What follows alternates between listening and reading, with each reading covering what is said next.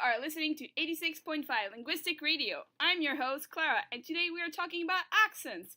With us today, we have two guests to help us learn more about this topic. Dr. Christian Zach, professor of linguistics at McGill University and author of the PhD thesis, Why Don't We Choke on Our Own Tongues? A Linguistic Analysis. Also joining us is Ms. Rola, a language teacher who has been working in the field of bilingual education for 10 years and is fluent in English, French, Spanish, and Klingon. Welcome, Dr. Zach. Thank you for making the time out of your very busy schedule to be here.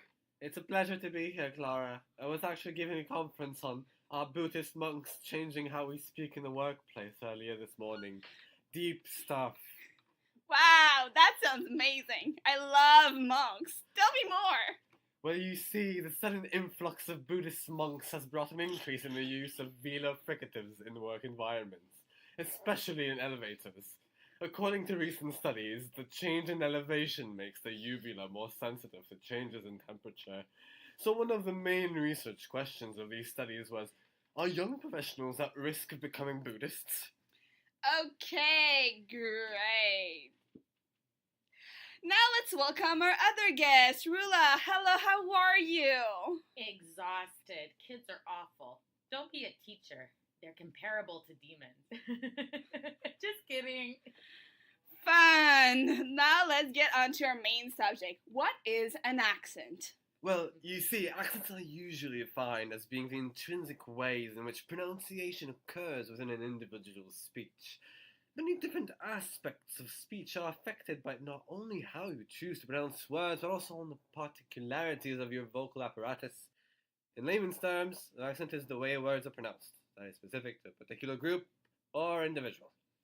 And in real life, what does this look like? It especially affects people who learn a foreign language. When they speak, you can tell they are not native speakers, and sometimes they have difficulty making the sound altogether. So here we have a few recordings of people saying different sentences in their second language, and you'll see it sounds quite different from what they were hoping to say. I am experiencing happiness. Let's go to the beach. Take a sheet of paper and write your name. You can't bark here. You will get told. It's barking free zone. My number is 554-1234. I mean, yes, interesting. So this brings up the question, are accents fundamentally wrong? Like, I don't have an accent, so I'm okay. But if I had one, would I be like a bad person, you know? Well, actually, you do have an accent. Even though you're a native speaker of English, you sound like a valley girl. This may be sending the wrong message to people. They may think you have a low IQ. Even native speakers of a language have an accent that marks them. The whole question is wrong in so many ways. Accents don't say anything about someone's intellect or morals, but simply how they pronounce words. So you're saying that, like, I should actively try to lose my accent? Yeah, we should all speak normal English? Excuse me? How dare you insinuate that I'm not speaking normal English? I did 6 years at Oxford, you know. If one of us is speaking normal English, it's me.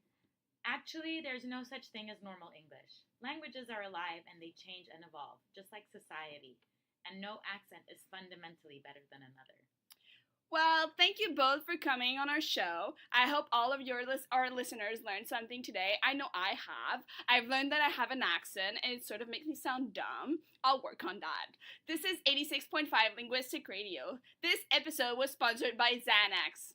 I feel great. Now let your worries fly away with these beautiful Spanish tunes. Yo la conocí en un taxi, en camino al club. Yo la conocí en un taxi, en camino al club. Me lo paró el taxi, me lo paró el taxi, me lo